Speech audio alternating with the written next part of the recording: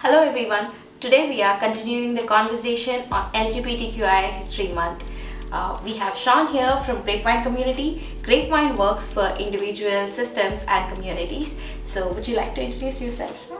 Yeah, of course. My name is Sian Lewis and I work as a community organiser at Grapevine, which is a charity based in Coventry in Warwickshire.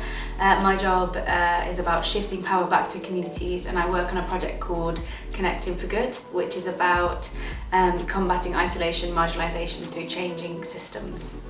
Oh, that sounds great. So here we are with the first question. What does LGBT plus History Month mean to you? Yeah, it's an interesting question. I think in terms of the month, I think it is just looking back and really celebrating kind of the fight that we've had, and also just really highlighting the joy that we have in terms of where we're at, especially when we think from an activism point of view of thinking about where we are and where we've come from. I think our history is really, really important. And I think for the History Month itself, for me, it's about really sharing story and sharing narrative of what what the history has been for the LGBT plus community. So what is community organizing, and can you explain how students could join Grapevine community?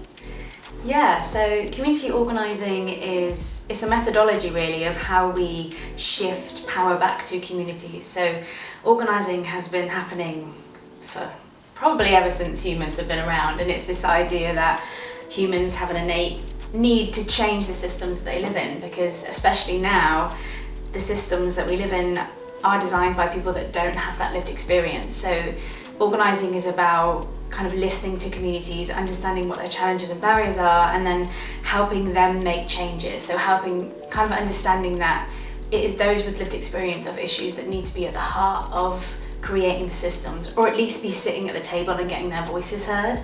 And the world in which we live does not allow that to happen, right? I think especially within the systems, they're purposely designed for us to not have our voices heard.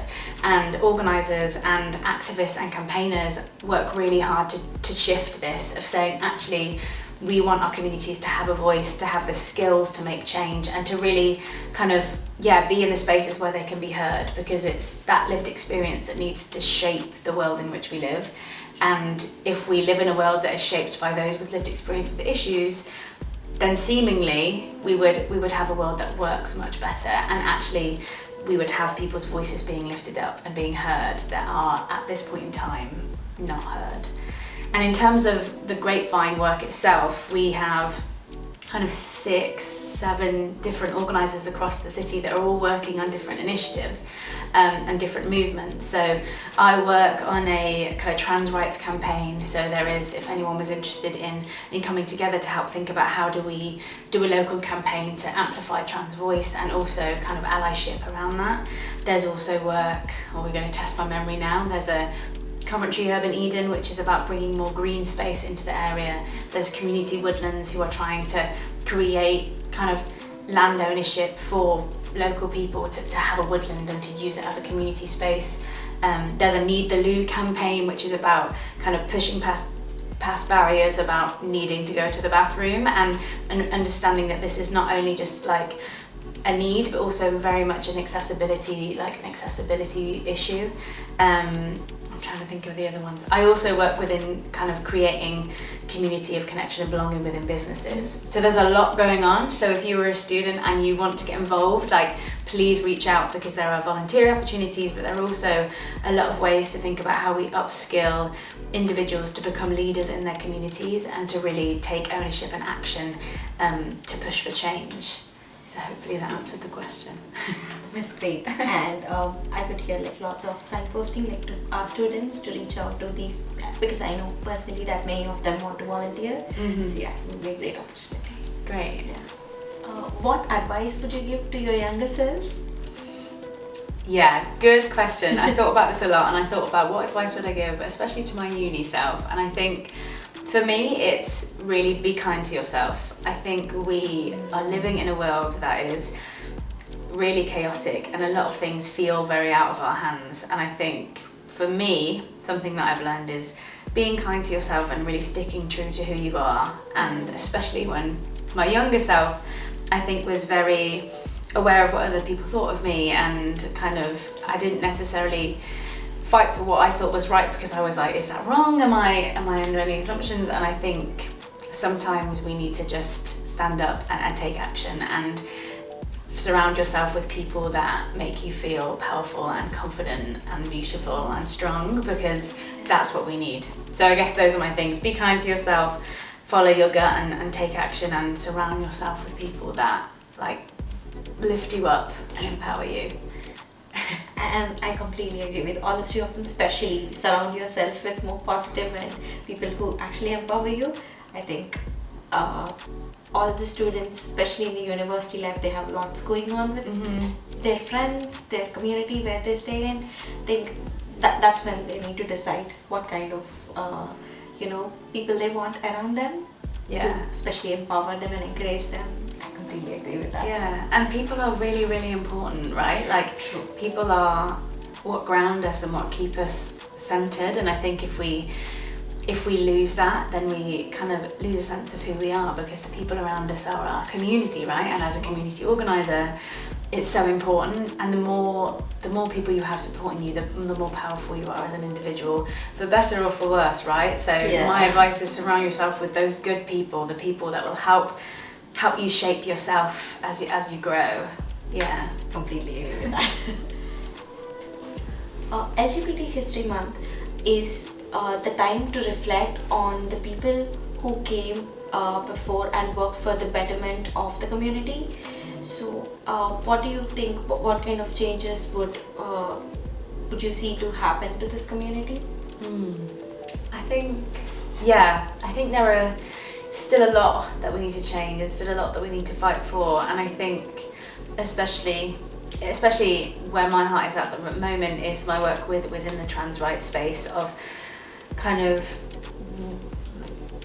the speech that is coming from our government and is coming from the systems that we live in. I think we need to be coming together to show that isn't okay, and actually that we are fighting for rights, just as we have always as a community. And I think specifically in Coventry, which is where we're based, I really want to see more queer spaces. I want to see spaces that are advocating for the community and really working to amplify voices. And I think there is a real lack of that in the city at the moment. So part of where my passion is around trying to get businesses and organisations to work with the community to create that safe space, because we need it. And Pride is not just a once in a year kind of thing. Pride is a protest, right? It is saying we are visible and we are still here and we remain, right? And I think that's what needs to happen for me. But I think there's lots to change, and we are still pushing for that, and it's an honour to kind of be a part of that space and be working in it, knowing the amazing people that have done it before us. But they did it for us, so we can continue that fight, and we must continue that fight. I completely agree. I agree with the fact that they did something and you still need to work on so much more. So there is still that going curve. So yeah. Do you have an individual person from LGBT community that inspires you in a way, and if so, why? Yeah, there are many. And I think that is inherently my job is community organising, right? It's about activism and campaigning. And I'm in it because I'm constantly inspired by people. And if you look at the LGBT plus community, there are thousands of them because the system puts them down, right? And in order for organising to happen, you're working from systems that you want to challenge, and I think there are so many. But to answer your question, I think Bayard Rustin, who was a civil rights activist and campaigner in the States, and so all of his campaign work was around the civil rights, which is one of the most important movements, like social political movements of our ever, I would say. And he was gay, he was openly gay, and he had to basically not be at the forefront of that movement because of that. So he worked kind of right-hand man with Martin Luther King, and because of his sexuality, he decided he had to take a step back from that limelight. but that didn't mean that he wasn't organising, he wasn't being an activist. He was a really integral part of that movement, and I think for me it really shines a light on the struggles that we're still facing today, and with the trans right movement that I'm working on, there are people within that space that don't feel safe to be a figurehead of that movement, and I completely understand that. So I think it just really shines a light on the fact that although we are miles ahead of when the civil rights movement was, we are still facing those same challenges, right? We are still in a space where people feel like they can't enter a space because it's dangerous, and for me, like, that, it's inspiring because he not only was a huge part of the civil rights movement, but he kept himself safe as well, and he understood where his boundaries were. And I think that is so inspiring with campaigning and activism, because oftentimes when we look at kind of movements across the world, we think of those key figures, right? We think of those people, that the names that we remember, and actually with organising there are thousands of people behind the scenes that are also doing that work, and they are equally as important. So for me, him, but also all of them, everyone, anyone who is kind of going, who is standing up and wanting to take action in whatever way they want to, they are inspiring to me and will always be inspiring to me, because anyone is a leader, and we need to redefine what a leader is, because we all have our skills and our energy and our passions, and anyone who is putting that into their work is an inspiration for me. Thank you for joining us today, Sian, and it was a very insightful conversation. Got to know many new things, and few things which were still on my mind but never actually thought about it in a detailed way, like things you have said about people being in the background are still as important as the people who are in the forefront. So it was a very good conversation. If you want to know more information about LGBT plus community, head over to our website.